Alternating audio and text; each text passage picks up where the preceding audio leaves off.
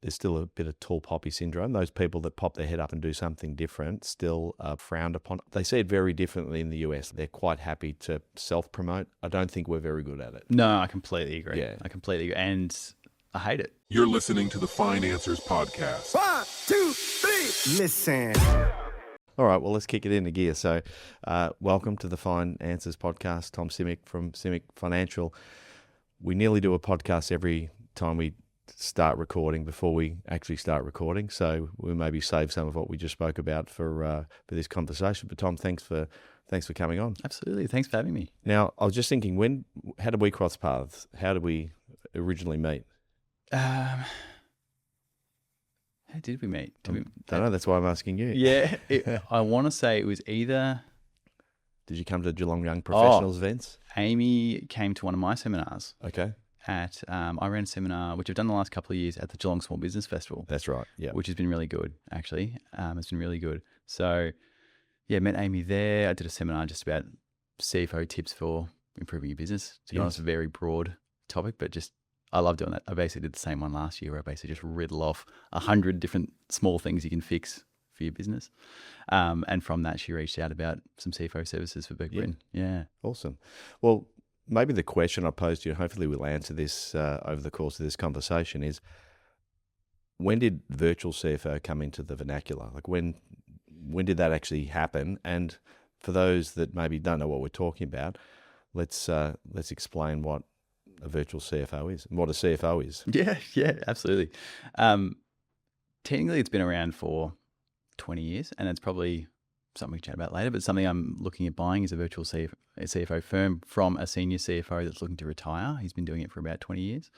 I see it as the next stage of accounting because with AI sort of coming for, the automation of tax returns, the automation, even the latest Xero update, the automation of bookkeeping, it has a button you can turn on. I don't know how many people have tried that yet, but it's a button you can turn on that says, let AI do your bookkeeping for you. And it's included on all plans. So with the automation of a lot of that stuff that can be taught because it's repetitive and it meets certain rules, I see the next pathway for accounting work to be, well, what's missing is a hands-on advisor that's actually working closely with the business. It's sort of how I started my firm, CFO, Simic Financial, because I was working as a tax accountant for 7 years, and regularly clients would come in and say, hey, we're looking to grow really aggressively. Can we get some extra support? Or we don't know how to do a detailed budget or a forecast, or we actually want to raise capital, and how do we get investors in? How do we even do that? And then also actually one of my favorite ones that comes up all the time is how do I bring in staff members on some sort of equity scheme or bonus scheme, or what's going to work for my situation?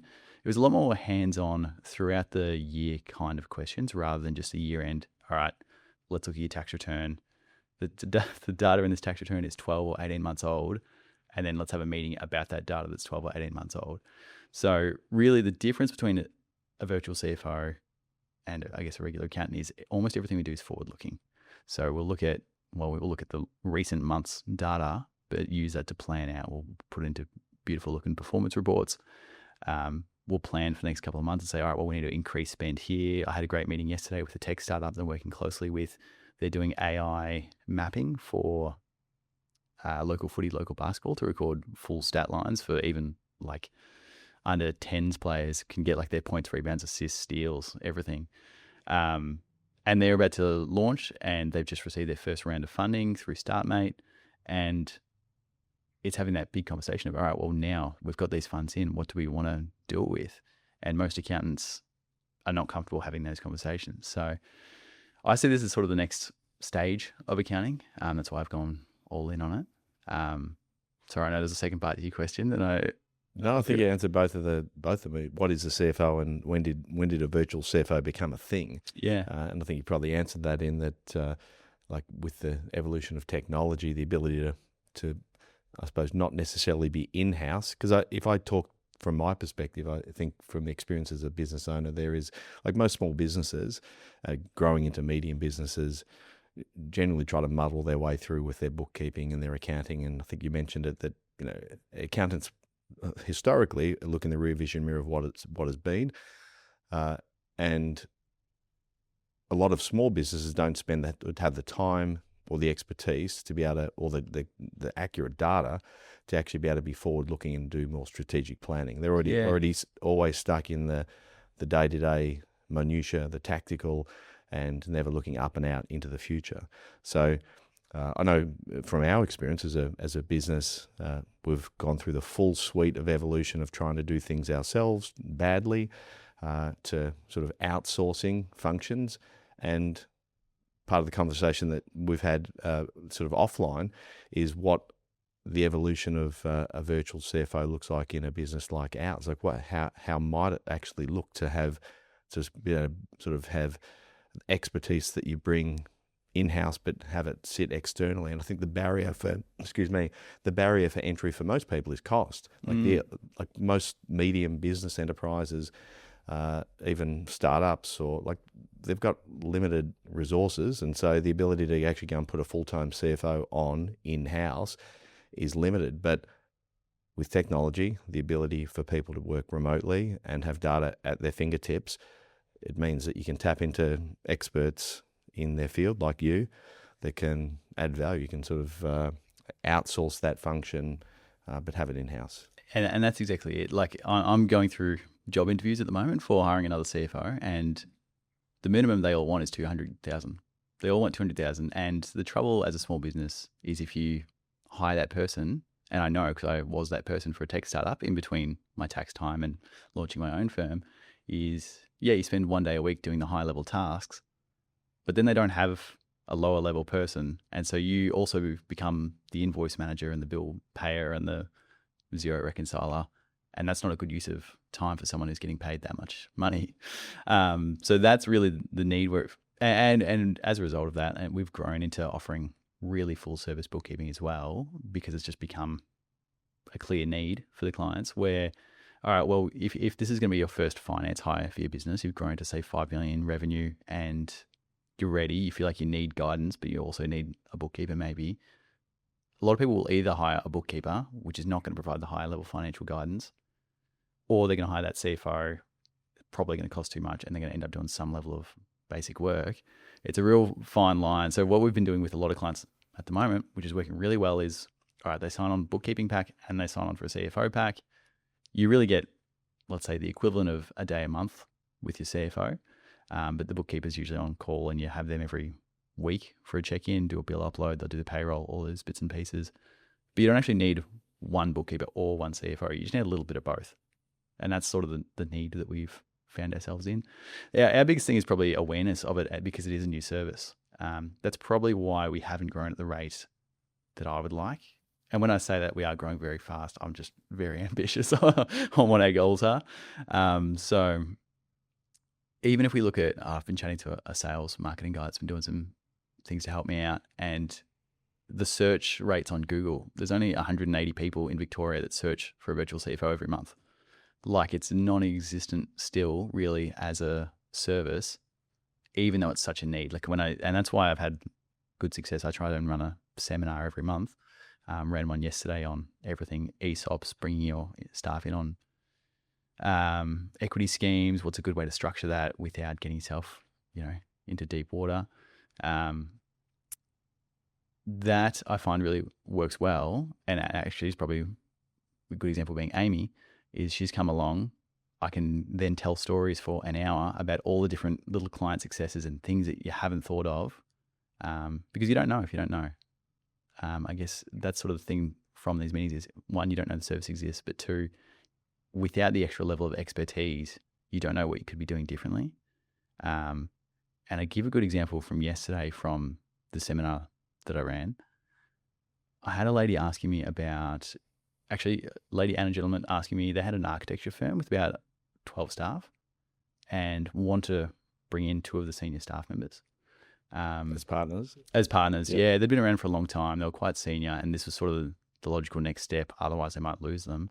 And they thought they could just give them 20% and be like, oh, well, they've been around a long time. Like, I'll just give them 20%. But firstly, you can't just give people equity because it has tax consequences. It has a value. It's like, let's say your firm is now worth $5 million and you want to give them 20%. You're giving them $1 million for free. The ATO wants their slice of that. So technically, you probably should have them buy in. I think that's a fair way to do it anyway. If you've built value in the business, like it is worth something, they should be buying in. But also, how do you protect yourself against that? Firstly, a shareholders agreement, setting out, it's hopefully something you'll never need, but it'll set out all those basic terms from day one on, all right, well, if there is a dispute, what happens? Like if the major shareholder wants to sell out in a couple of years' time, because they get approached by a big player, can that minority shareholder restrict that sale? Do they have enough say in that, or do they just get dragged along? That's what drag along rights are.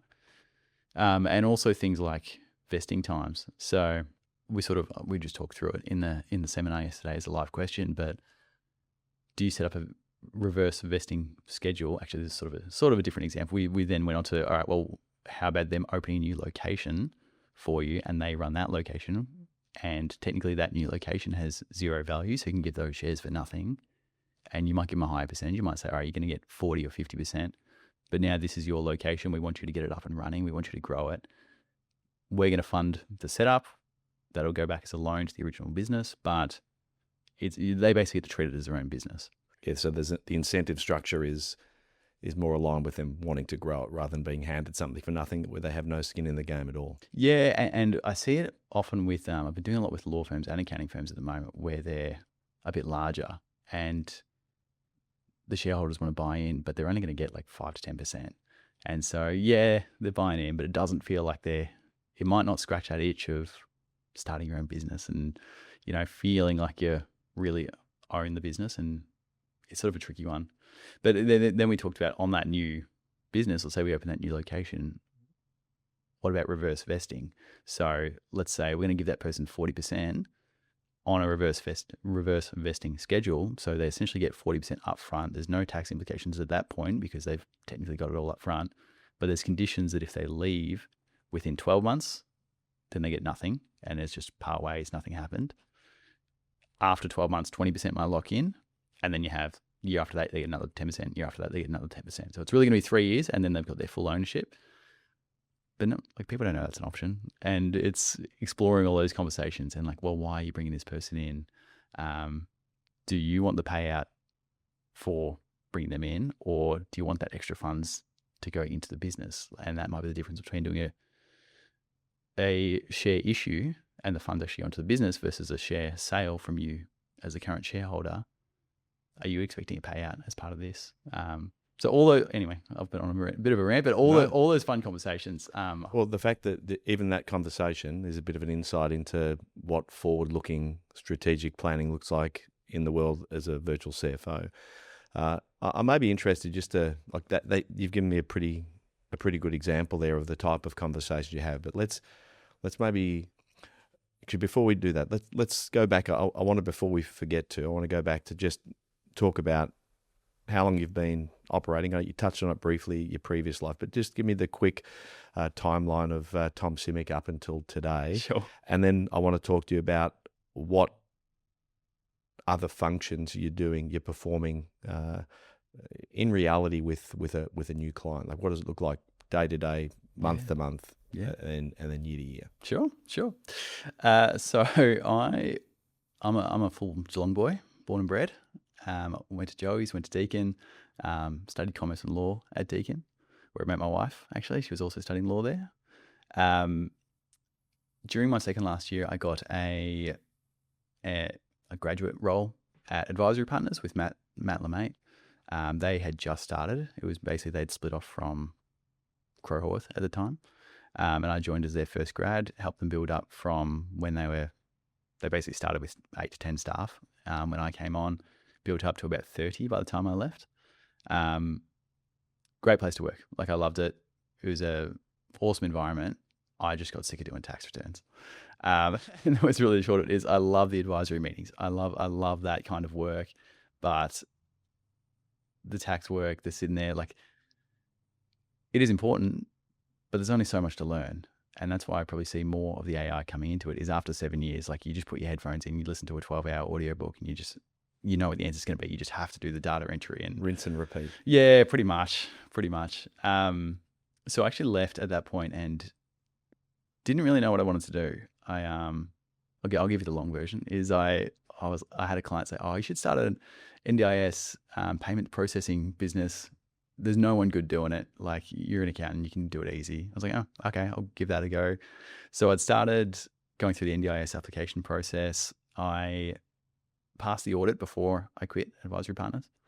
And I also had a job lined up at a tech startup client of ours that had gotten too big and moved over to a mid-tier, but they needed help internally in that sort of like an internal CFO, finance manager role. Sort of, when was it? It would have been, I expected my license number after the audit to come through in January. Did the audit in December, expected the license to come through in January. Feb comes around, no license. March comes around, no license. I'm like, oh, what's going on here? Like, money's getting a little bit tight. I'm only working 2 days a week at this tech startup. I finally asked in a Facebook group, because I couldn't get through to the NDIS. Their phone line hangs up after 10 minutes, which was bizarre. Finally asked in a Facebook group, and they said, oh yeah, over COVID, the wait time for new NDIS licenses blew out to 18 months. I was like, oh my God. Like, I'm usually pretty, check everything before I do something, but this is definitely a miss on my end. And I was like, I need to do something else. I can't wait 18 months. I need to think about what else I can do. So working 2 days a week at the tech startup in Collingwood, I also then reached out to a former client of mine, a restaurant group, pretty well-known restaurant group in Geelong, and had a good relationship with those guys. And I said, hey, can I come in internally and just like, I know there's things that I can fix that the old accountants they're just doing the tax, they're just doing the BASs. I know there's things that I can fix from a managerial perspective, even like I'm talking 200 staff, no employment contracts, things like that. Can I do a big review, a big audit of your business, and then come up with a whole list of things I think I can fix? And I said, yeah, absolutely. Please come in. So signed a nice deal with them. This has probably come around to May by the time we got to this. Signed a nice deal with them. And then that night, my license came through. Literally that night, got this. And I was like, oh my God, I don't know what I'm going to do now. Like, but by then I'd had enough time to think about it. I guess it'd been 6 months. I'd done some NDIS training in the meantime. And I thought, all right, this is probably not what I want. I don't love it. It's not what I'm passionate about. Whereas like this sort of business review stuff and what I'm doing with the tech startup, I love that. Like, I absolutely love it. Anything I can do internally to like feel like I'm part of a business and help that business grow, I love it. So I just held off and I did the business review with the restaurant guys. They loved it. They turned into a monthly recurring thing to help them grow. I've helped them grow over the last couple of years from one restaurant to now 14, all around Australia. And then one day, a few weeks after my license came through, I got a text message from what looked like a spam number. And it said, hi, we're looking to buy an NDIS license ASAP. But then at the bottom it had, please reply stop to opt out. And so I'm like, oh, okay, well, this looks like a spam. But I just replied yes. Got a call straight away from this lady who, I don't know why they were using this spammy text line, but it was all legitimate. And she's like, hey, we run a tech startup in Adelaide for NDIS providers to connect with each other. It's almost like a social media platform for NDIS providers and NDIS participants to connect with each other and recommend and all sorts of things. We are desperately waiting for our license. We're pretty big. We've got 200 clients on our wait list, like ready to go. We just can't start taking care of them until, our license comes through. So would you be open to selling your license? Has anything happened in your business? I'm like, no, it's a blank entity. I've spent 10 grand setting it up and that's it. And they're like, oh, we'll give you 50 grand for it right now and get it done. I was like, okay, okay, done. So I went through a business broker. Basically took 2 weeks of mini due diligence and rushed that through. And I got a nice little payout for my time over the last 6 months. And straight away took that and said, oh, well, I love what I'm doing with these other businesses. Like, this is a great opportunity to actually put these funds into a business advisory, CFO. I didn't really have a name for it at the time, but it developed into CFO advisory over the coming months. But to launch a firm, and I was like, all right, this gives me a good little bit of backing and I can have a go at this. And I've got 2 clients to start with because the tech startup guys said they'd be happy to just convert into clients of mine if that happened. And yeah, it sort of evolved from there. So this is 2.5 years ago, is that right? This is pretty much bang on 3 years ago now. Yeah, 2.5, 3. Yeah, and then from there it's just grown, and the offering is just gradually adjusted and changed, like the packaging up of a product to, I guess I've never wanted to be like a solopreneur. I've always wanted to grow and build. I've always had side hustles. I've always done, like, even when advisory partners, like, I always had side businesses, and I always studied on the side too. Like, I've done 6 uni degrees throughout that time as well. All sorts of things after hours just to grow and improve and see what I can do differently. And yeah, it's just grown from there. So tell me about the offering. So tell me about the virtual CFO offering. Again, for those people that maybe they'll resonate with them, some of the functions that they're trying to unsuccessfully deal with in their business at the moment. Mm-hmm. What exactly are you doing day to day? Yeah. So I've tried to refine it down to sort of 2 levels of offering. One is sort of a monthly deep dive, comes with some pre-work questions of, all right, like, to get the directors thinking about what's going on in the business, do a bit of a mental review of the last month. What could we be doing different? What should we stop doing that wasn't working? Can you give some examples of the types of questions that you're asking business owners in that questionnaire? Yeah, even sometimes it's as much as, like, if we're doing a shorter one, it's as much as start, stop, keep. Like, what should we start doing that we didn't do last month? What should we stop doing that we recognize didn't work? And what should we keep doing that's working well?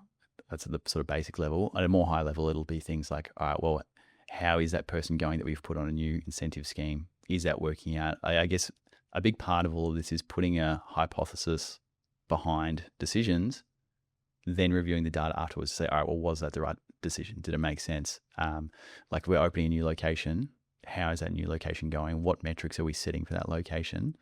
And then doing a review at the end of the month, being like, well, did it meet the expectations? Did it meet the same targets? It might not be, it's obviously not going to be the same overall revenue if it's a new location, but as percentages of, like, wages, percentage of sales and things like that, are we efficient with that new location, or do we need to spend more on marketing? Or it's often just to be honest, they're more thought-provoking questions generally, because then we'll get into the details in the meeting. We'll run through, say, every month we put these really good custom detailed performance reports together for every business, reviewing whatever their main metrics might be. We can get non-financial data as well, like number of customers through the door.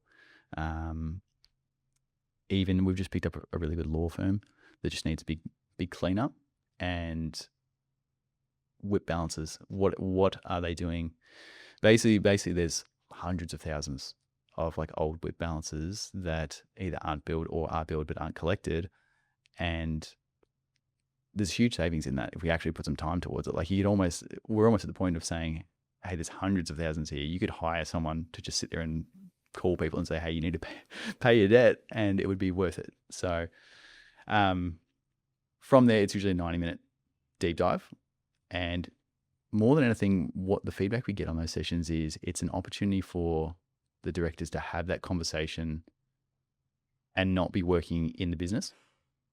Because often they're just working in the business for the entire month. And then this is their, all right, we're going to sit down, we're all going to review it together. We've got 90 minutes to just talk about what are we working on and what needs changing, and just to check in on, performance. It might not be financial performance. It might just be what's going on with staff. Is everything right culturally? It's just a good excuse for a check-in. And then throughout the month, we were sort of on call for lots of queries. I had a client call me after hours a couple of times this week because there's a bit of drama with their most senior staff member wanting to leave. And it's drama because they don't have business skills. So they didn't really want to bring him in on an equity scheme, but they're by far the biggest fee earner for the business. And so it's, well, what do you do about that person? We've offered them such a lucrative bonus scheme. They're already earning really good money. But now it's that discussion of, all right, well, they just want the next step of their life, which is to go and start their own thing and start from zero. That's fine. But now we need to put in a bit of a mitigation plan for the next few months for them. Obviously, not all their clients are going to leave. So who are we filling those spots with? Things like that. And on top of that, we do the through the year accounting side of things. We don't do the year-end tax, but we'll do the BASs, we'll do the bookkeeping if needed, all the ATO management, payment plans, taking to market if they want to raise capital or want to go for a potential sale. That's a one that we love to do, is set a big 12-month goal of, all right, well, start with an initial business review and a business valuation, say, all right, this is where we're at currently. And then all those check-ins kind of become a check-in on, all right, are we moving in the right direction? What's the big list of things that we need to fix? Actually, one of the most it's not even a financial one, but it's one that comes up in almost everyone, is reliance on director. Can relate to that. Yep. And that's it. And we're doing a big business review for someone right now where it's everything, 30 staff, but everything goes through him. And it's, all right, well, gradually, if you are thinking about a sale or you're thinking about retirement and like this director's 60, it's what are we going to do? There's things that you need to do now if you want to have a sale in a couple of years' time to make it an attractive business. Because you think about that from a purchaser, like a potential purchaser of that business, looking at the sort of concentration risk in one person. So on that, I've got a bunch of questions as you're talking. But on valuation, let's talk that, because you said that it's an area that you like to work in, potentially a sale of a business, and it's something that we'll deal with a lot of clients, small business clients in similar situations. But what are some of the levers you see that you're able to pull? Like, you're the virtual CFO of a business wanting to sell in 12 months. Mm-hmm. What do you look at? You talked about the valuation initially. What are the levers you would look at in terms of improving valuation over the course of the next 12 months? Yeah. Yep. I've got a great example that I loved, and they're a full, really client example, but I love to use them because they did all of these things and they did it well. So, these guys were in a really niche plumbing industry. They had a lot of good things and a lot of bad things. So when we did this big initial review, it was, okay, well, they're in their niche. They basically got a monopoly on the area that they're in terms of location. So in sort of Gippsland area, they're pretty much the only ones doing this. I guess like a few cons, heavily reliant on two directors. One of the directors is 72, and he's the main one working. Heavily reliant on one contract with a large builder made up 80% of their work. So it's a huge, huge risk. You know, if that contract goes, the whole business goes under. No general manager in place. That's probably another one, is like someone in between to take the director off. There was one person who they knew of that was about to go out and start a competing business. So it's like, okay, this is a young, ambitious guy. What are we doing about that? And then No, well, you know what we did? We made him an offer. We made him an offer. Yeah. We made him a really good offer. And that was the thing that came out of the first meeting. I'm like, hey, if this guy's as good as he says and he's starting from zero, let's make him a really good comprehensive offer. It actually wasn't even as bad as I thought. It was like 140 plus a small bonus. And that was enough to get him on board and become our general manager. So just in doing that, we've removed him as a potential competitor. He's become the middleman. He's probably taken 50% of the work from the older director, but it's given the older director time to pursue new contracts to reduce that diversification risk. So straight away, they fixed a bunch of things. We did a few things with staff efficiency.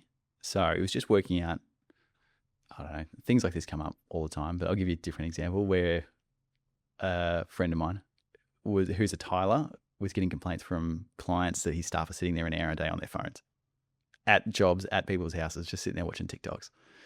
And so if you talk about, all right, well, what can we do about that? The young guys, they're only 18, they're working on their own at these houses, possibly giving them staff phones and saying, all right, this is all you've got for work. I know it's sort of a tricky thing to do. I don't know how many people would agree with that anymore, but if you get an hour a day back, your wage cost doesn't change, but all of a sudden you can do, what is it? It's like 10% more work, roughly. You can do 10% more work. It's almost, I guess, 5 hours a week of extra work you can get done, and you can charge out with no extra wage cost. Like that instantly becomes, for him, it was going to be an extra $200,000 on top of what he's currently doing, which almost all converts to profit except for the cost of the tiles. So little tweaks like that, just having those discussions, because there's things that come up, like that just came up mid-conversation, like, oh, they're spending that much time on their phones, like that could be an issue. It could be an efficiency metric that we could be tracking. If you're talking about older businesses from an efficiency standpoint on how they run their back of house processes, like this new financial services business we've picked up has been doing things the same way for 40 years. They've had a bookkeeper for 40 years, and they run things a certain way because that's how they've always run it. And myself and my other CFO, Larissa, came in on the first day and we're like, oh, there's so much efficiency we can get here. Like we could probably cut 2 days of the week out from the accounts team. just straight away by showing them a new process. So little tweaks like that all add up. I guess the worst case is, well, not worst case, like you're building a good business by doing all these things, like making it more efficient, like not being reliant on a director. All these things move you towards being a good business anyway. So when the time comes, you might want to sell or you might not, but it doesn't matter because you should have built a really self-sustaining business anyway by doing all these little things. So as you're talking about these things, there are obviously things that, like when you think accountant, all the things you've just spoken about are not what you would associate with the traditional accountant. And even as you talk through those, like as virtual CFO, my mind immediately goes to what you're actually talking about, and you can correct me if I've misinterpreted this, but it's almost the C-suite, the virtual C-suite, meaning the financial officer, the operations officer, and potentially even the executive officer are some of the functions, the unique functions that you as a business are trying to fill that gap in a business. Would that be fair? Yeah, it is. And probably some of that comes back to just my nature of, I think of myself probably as an entrepreneur first and then an accountant. I think I'm an entrepreneur that's just learned accounting. And so when I come into these businesses, I'm like, oh, you could fix that, you could do this. Like I see the potential to make things better and that's probably. Do you find that challenging? Maybe this is the idea that your greatest strength can also be your greatest weakness, in that you want to fix everything? I don't think so, because the clients see huge value in it, but it's going to be an issue for me as we continue to grow, because it's hard to teach that outside the box thinking. Like some of these conversations I have even with smaller clients, and that's how we get some really, really good results for clients, like regularly. And someone's just asking questions that they're like, oh, I hadn't thought about that. I suppose a better question maybe for me is, how deep in the weeds are you getting into with sort of operational issues or execution at business level, or is it purely at an advisory? Yeah, so thank you for bringing me back, because that's sort of the difference between our two levels. We've sort of got the level that's more of an advisor, yes, and it's more of the monthly check-in, but we're on call if you need, and the performance report and structuring meetings for you. And then the level above that is that we'll do it for you. It's much more hands-on. It might be the equivalent of a half day a week of a CFO, which is generally what most people would need at most. But like, for example, we've got a wellness franchising group, and they're planning to open about 60 new locations in the next 5 years. They're well on track. And so our other CFO, Larissa, is working very hands-on with them on, all right, well, we've got 2 more franchisees that we need to sign up this month.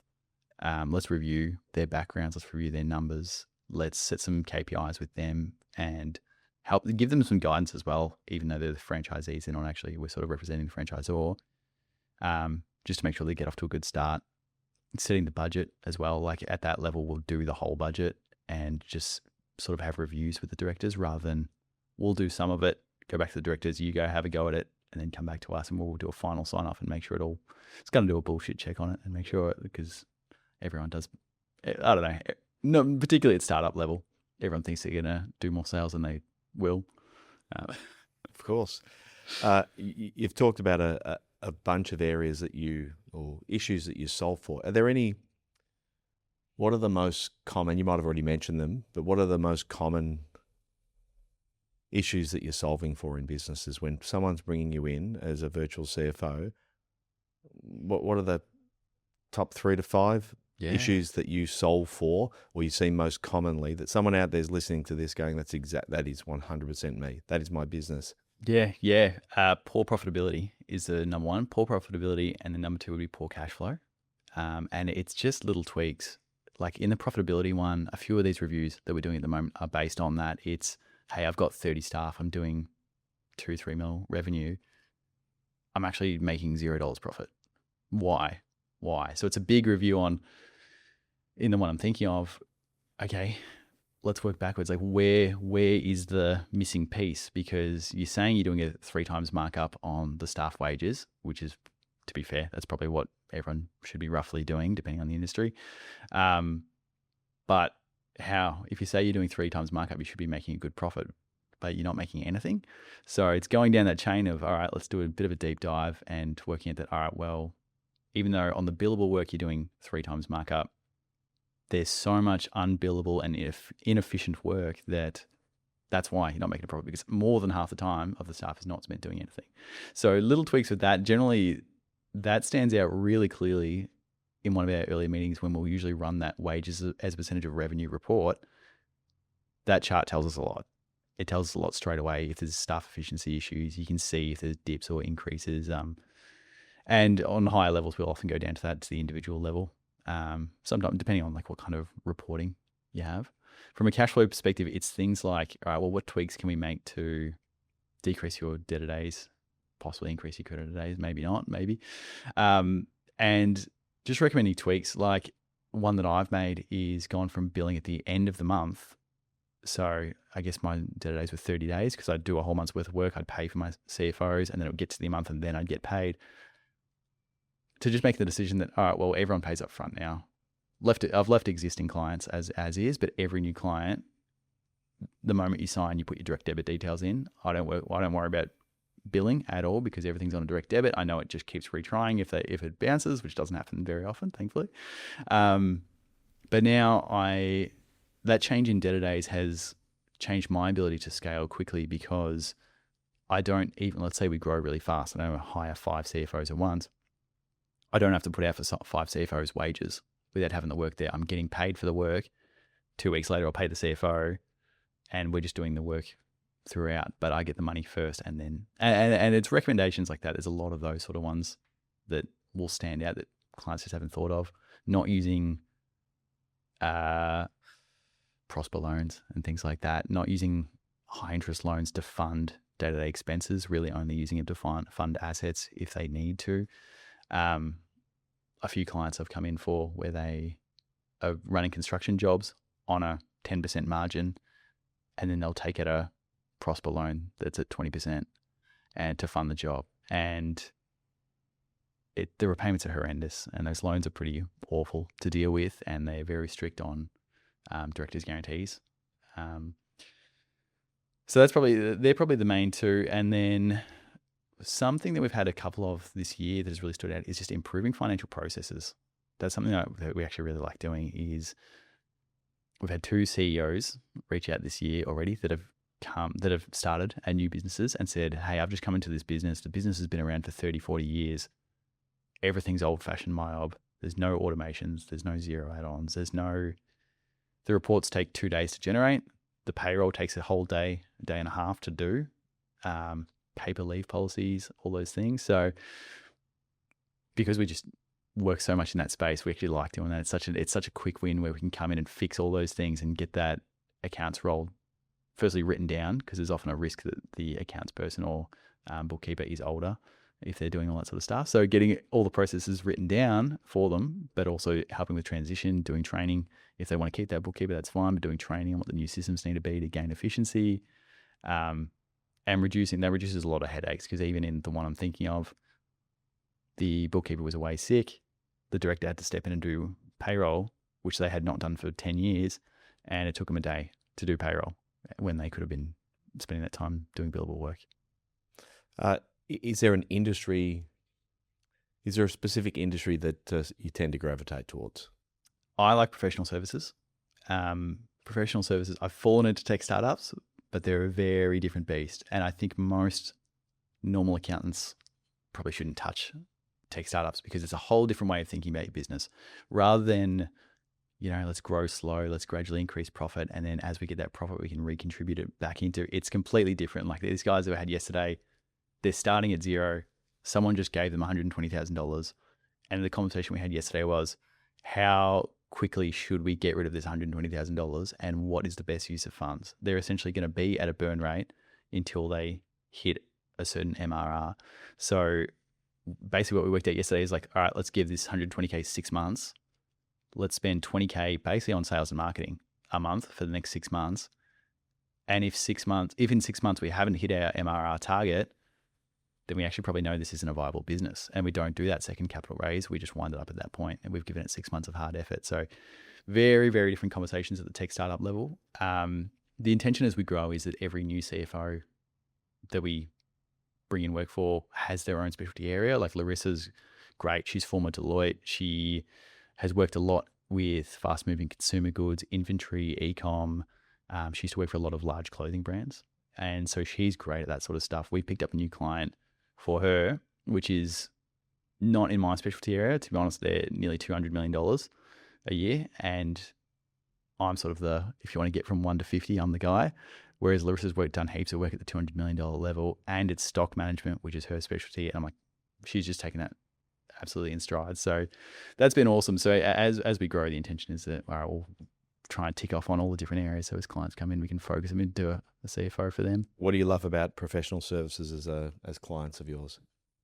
It's similar to my business. Yeah. So everything that I'm doing for my familiar. own, it's familiar. Everything there's things I'm doing every day. I go home and I'm learning and I'm working 14 hours a day because I love it and I love working on my own business.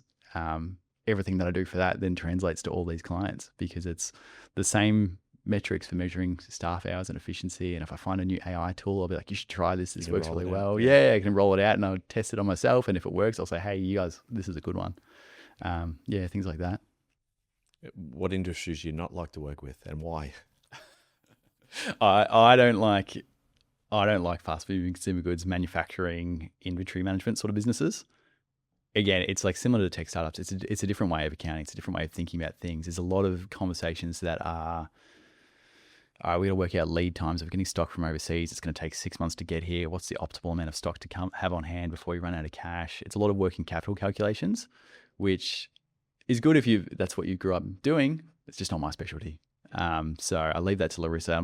I'm grateful to have her be very good at that because she likes it, and it just goes over my head. She was having a conversation with this $200 million client last week, and I was in the call, and my eyes were just glazing over. Even at my level, I was like, they're talking about cost centers and all sorts of things that I just don't understand. So, yeah. You mentioned You mentioned plumbing, construction.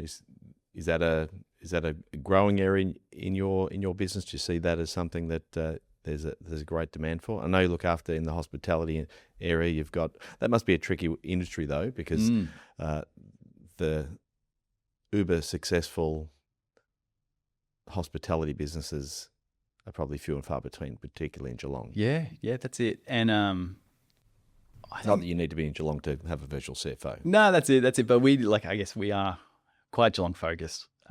We would have 2/3 of our clients would be Geelong and Torquay, which I love. And that's my whole thing with this is I want to support Geelong business. I want them to grow. I want to have more larger businesses in Geelong.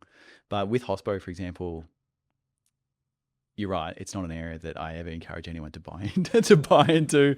Every chef with an idea wants to start a Hospo business, but they don't have the financial backing and the financial knowledge. But it's meant that we have so many good wins for them because more than anything, we've been with those guys for, I guess, since client 1, so 3 years. And every monthly check-in, we just tweak 1 or 2 things, and we have the conversation about, all right, well, our spend per head is $60 at X amount of customers. If we got it up to $62, then that would be $20,000, $30,000 extra profit. Are we asking do you want fries with that question at every customer? Let's work it out. If only 1 in 5 converts, that's fine. But that 5th person that does take a cocktail, it's all those little tweaks and it's all those constant conversations. And then it's having the conversations about franchising and things like that. And then they get really worried because they know everyone else in the restaurant industry locally. And they see a lot of businesses going under, particularly in the cafe space, which is probably the most common, one of the most common for businesses to go under. But what I say to them is, hey, we've made so many tweaks that we're now making a really good profit at every single restaurant. None of our restaurants are even close to losing money because we make constant tweaks every month. We constantly improve. If we think about the restaurants that are going under, it's probably the bottom 20% that are disregarding these things. They let the ATO debts blow out. They don't make tweaks every month. They don't track their spend per head. They don't have I have to implement a software that's pretty flash that they scan all their receipts for every bit of stock they buy every single day. Stock comes in, they scan the receipts.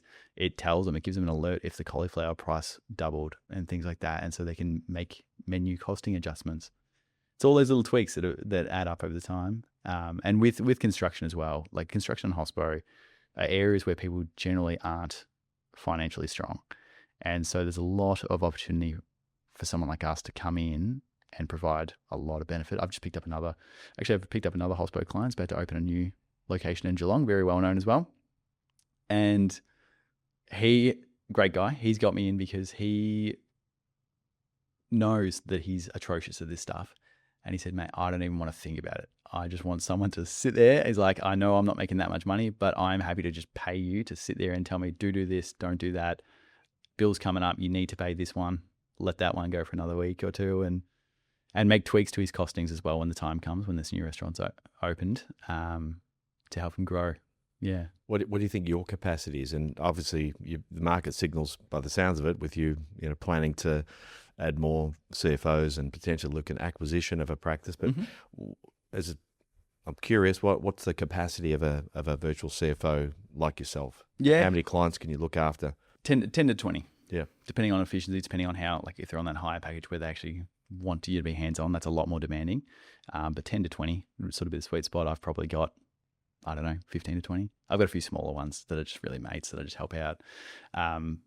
But if we said 15 is a sweet spot, probably where our issue is because of that lack of, knowledge of what a virtual CFO can do. There's kind of a lack of demand. So I've been doing a lot of networking in Geelong. I was just about to ask, what are you doing? What's the next phase of letting people know what you do? Because as you say that, and I think I had this conversation with you when we've caught up previously, is that I think one of the things that as financial advisors, similar to virtual CFOs, what we've done poorly, and we've been around longer, so we've got no excuse, but is to get out and explain to people exactly what we do. And part of the purpose of this podcast is to give people a little bit of a peek under the hood of what financial planning is.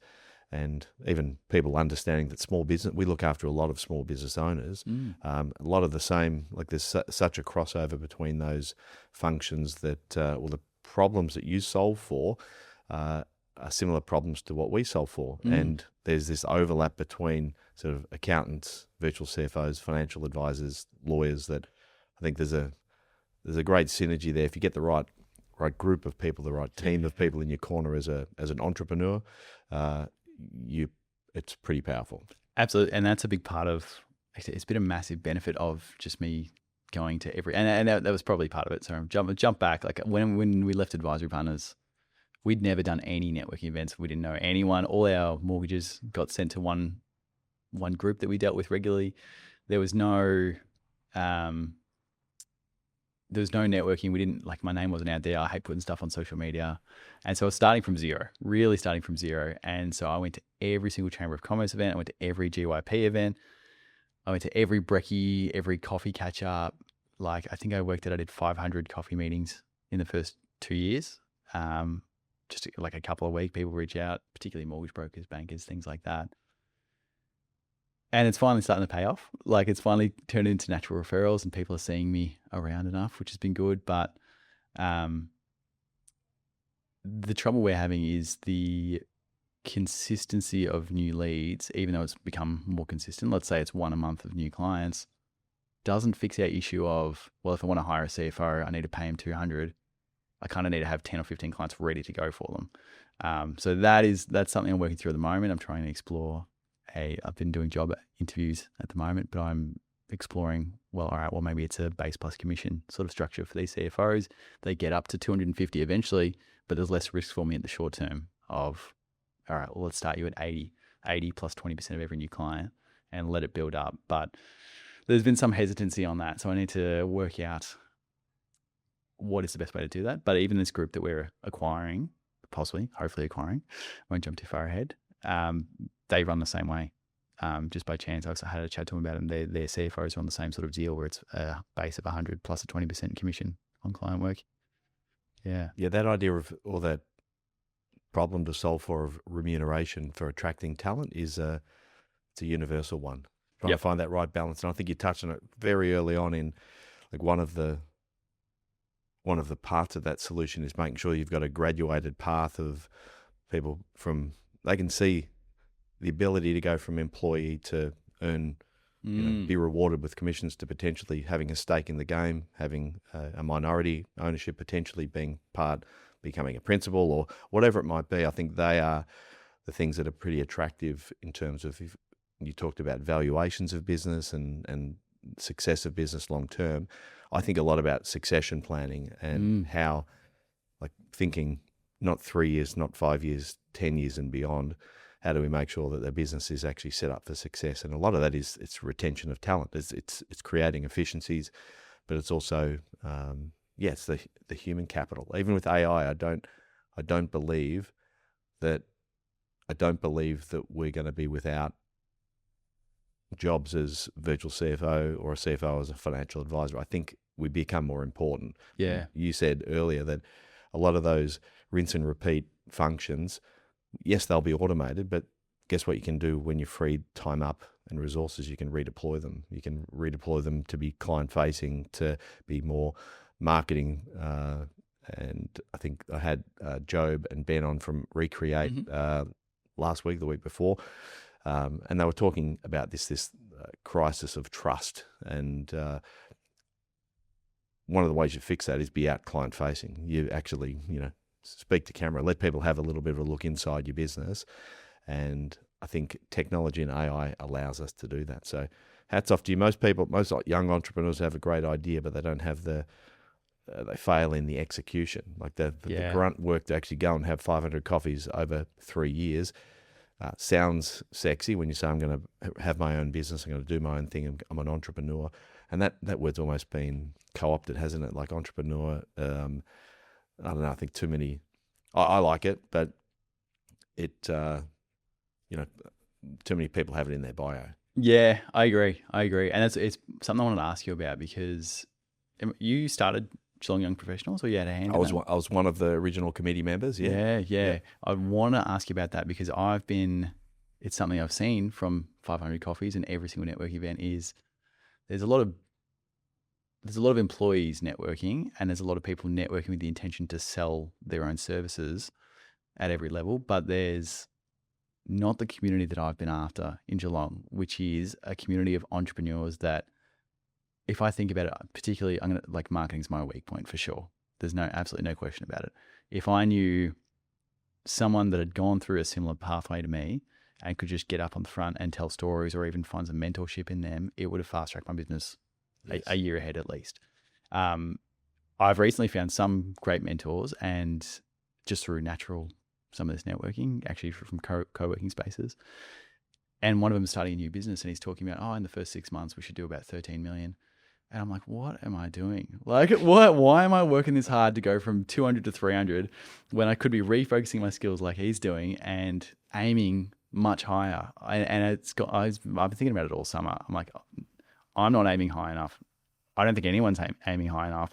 And there's huge potential, particularly in Geelong. Like, it's where I've run a lot of seminars. I ran a seminar recently on the silver tsunami and everyone retiring. Yes. Huge opportunities to buy all these older businesses. People are retiring. They're shutting the doors. If we have young, ambitious entrepreneurs that get some guidance, we can continue those great Geelong businesses and keep growing them. So I want to ask you, like, how did it come about, like Geelong Young Professionals? Well, interestingly, I had a few of the committee members on, it was maybe 18 months ago, and we were the current committee members, and I hark back to why we did it in the first place. There was Chamber of Commerce, there was the Geelong Businessmen's Club, but there were a lot of the older principals, and it was a bit of a boys' club, and that really, there wasn't really a sharing of ideas, and there wasn't really that entrepreneurial spirit that you're talking about, like really sharing ideas about what are you doing that's working. And it tended to be that it was a younger generation. So a lot of those practice principles, they were smart enough to say, our next gen of business leaders, get out there and network amongst the other group of younger generation. And so we did. It's interesting when I look back at it now, like most of those people that were on the original committee, I now do business with and are referral partners, or we have connections with, or I'm still great friends with. I do a lot of work with Harwood Andrews and the team over there. We do a lot of work with Coulter Legal as well. LBW down the road were some of the original partners on the GYP. We've got Pip Stork at Millennial Finance in Bendigo that was on the... And these are all businesses now that we share ideas and innovation with. And the next generation in this business here is now liaising and networking with the next generation of those businesses. So I think it was just I was frustrated that there wasn't really people of my, I suppose my age, but also with the intent to actually share ideas. It just didn't exist. So I think it's still running strong. 15 years later, we hosted an event down the road here a couple of weeks ago. So it's pretty cool to see it going, continue to go. But I think you've talked about potentially launching something similar, but in that sort of with a focus on, or maybe you can talk to me about what the idea is. Yeah. So the idea is Geelong Entrepreneurs. Yep. Which is, to be honest, it's going to be a similar kind of thing, but more of a casual setting, much more about open discussion about entrepreneurship and helping each other. And what am I working on? What am I struggling with in my business? Like, I want to bring some vulnerability into it. Can I swear? Is that Yeah, go for it. Yeah, it's all good. So there's a thing from a segment, I guess you'd call it, from a few of these entrepreneur networking events in Melbourne that I've seen work really well, called Fuck Up Fridays. Yeah. Where they run this networking event at a pub or a cafe, bit of an open mic, and everyone just gets up and tells stories about how they fucked up and what they learned from it. And it's just a good vulnerability exercise to say, hey, like even though I'm doing 20 million revenue, here's how I fucked up. Yeah. And like, I know some guys that have some great stories. I know $30 million businesses that have gone down to zero. I know even just smaller things that have just turned into massive headaches, and everyone can have a laugh about it and be on the same page, but then you learn from each other's lessons as well. Yeah, I think we're talking about the vulnerability, and that's one of the things that I've tried to encourage on the podcast, is because people don't want to see that. Actually, we talked about it before we started. They don't want to see a scripted, presentation. They actually want to hear some stories. They want to hear what has worked well, and importantly, what hasn't worked well. We see a lot of people's highlight reels on, like you mentioned, and I don't know the example of the client, the person you were talking about before, about the huge revenue goals in their first year. But people tend to spruik very much about their wins, and they keep their failures to themselves. Whereas I think we can learn more. We learn the most from failure, and I failed many more times than I've succeeded in business, and I've made a huge number of mistakes. Fortunately, none of them have been fatal. So if they're not fatal, you learn from them. And hopefully, if you've got a good network of people around you, young entrepreneurs or older entrepreneurs or mentors, it doesn't really matter. If you can learn from them before you make the mistake, then you don't have to live it yourself. Well, that's it. Vicarious learning. Like, you just watch someone else do it, and then you don't have to make the mistake, and you probably get half the learnings, might not get all of it, but that's exactly it. I had a good example, but I've just blanked on it completely. Well, I think that concept of bringing together young entrepreneurs, again, whether young or old, doesn't matter, but just with experience, have had experiences, or maybe they haven't, they're wanting to learn, I think is a great idea. If you want, we're on board if you launch something like Absolutely. that. Absolutely. So to be honest, we were going to launch in December, and then there's been a few things. The council said they were looking at launching something similar. They wanted us to apply for funding for it, and then that's taken a little bit of time. And then my grad, who was helping me organise it, quit. So she's moved on to bigger and better things, and that's fine. But it just has taken a bit of the steam out of it. But hopefully, we were going to launch in mid-March. Actually, we were going to have the first event. I've got a TED Talk speaker lined up to just come and tell his stories for half an hour. He's a fascinating guy. Ant Williams, who's a world champion ice diver, just filmed a documentary with Apple. Fascinating guy. But ideally, just make them really casual events, just an excuse to come up, talk to other entrepreneurs for an hour, have a coffee, and just pick each other's brains about what's working well, what's not working well. Is there a new AI you've seen that's like saving you heaps of hours?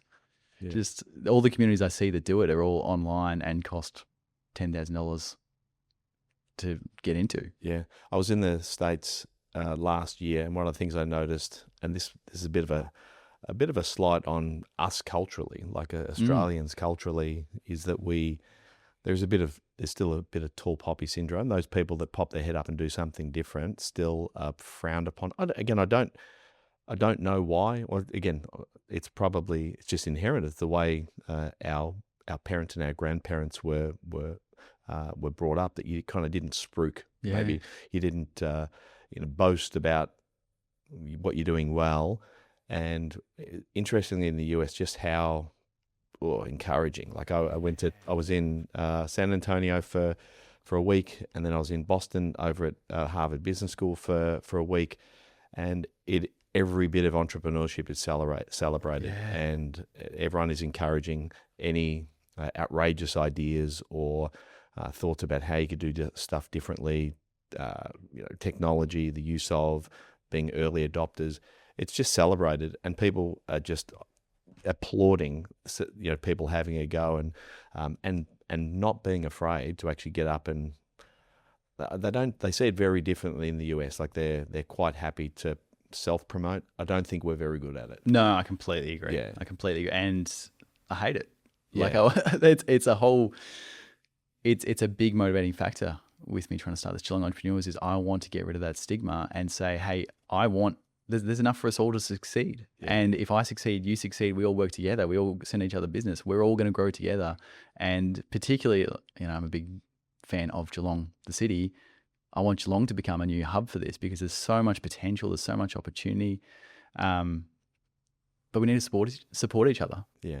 Well, I've heard it, and I think I've said it on the podcast now a number of times. It's not mine. I can't remember where I took it from, but a famine mentality doesn't work. If you're in business, particularly in Geelong, if you're worried about sharing ideas or sharing clients or referring clients, you're just not going to last. Like there's plenty to go around, and you shouldn't be thinking that it's a zero-sum game. Like there's plenty to go around.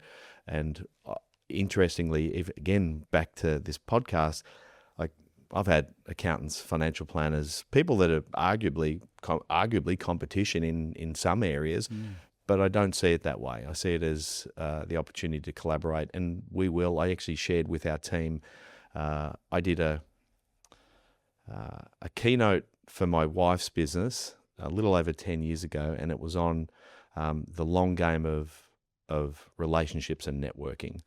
It was almost exactly what you said earlier, where most people think of networking very transactionally. So they're thinking about it as, what am I actually going to get out of this? Like when am I going to get a chance to spruik my business? When am I going to get a chance to do my pitch, my elevator pitch? Rather than thinking, how can I be interested in the person I'm actually talking to, and how might I be able to connect them with or solve a problem for them that they haven't been able to solve for. And is it a long game? Yes, in a world of sort of immediate gratification, and we are, like, we're in a rush to generate revenue and get sales or be successful in a short period of time. But everything's relationship based, and relationships take time. It took 500 coffees over 3 years for you to see that traction begin to take hold. Yeah.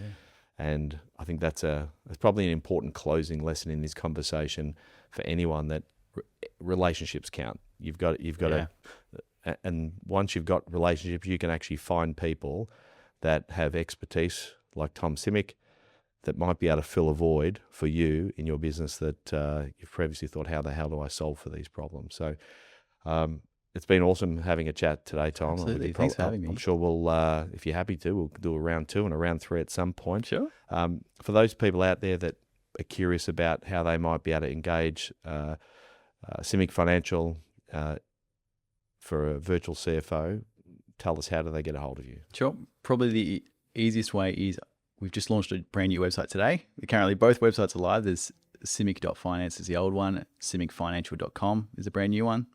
Nice and easy. Otherwise, send me a message on LinkedIn. I'm pretty active on LinkedIn. Love to have a chat, like even if it's just a coffee or even if it's just an initial free meeting to see if we can help, because we're probably not a fit for everyone. Often it's businesses under $1 million that like, hey, I need help. I'm in a bit of trouble. We might be able to do a bit of one-off help for free, but if not, it might not be an ongoing sort of thing. So always happy to just have a chat. Cool. Well, Tom, thanks again, and we'll see you next time. Thanks, Jay. Cheers. We hope you enjoyed today's episode. If you're keen to understand more about how financial advice could benefit you, follow us on Instagram, Facebook, YouTube, and Twitter @BurkeBrittonFP, or Google Burke Britton Financial Partners to check out our client reviews, testimonials, and make a time to meet one of our certified financial planners by clicking Book Now on our website. Thanks for listening.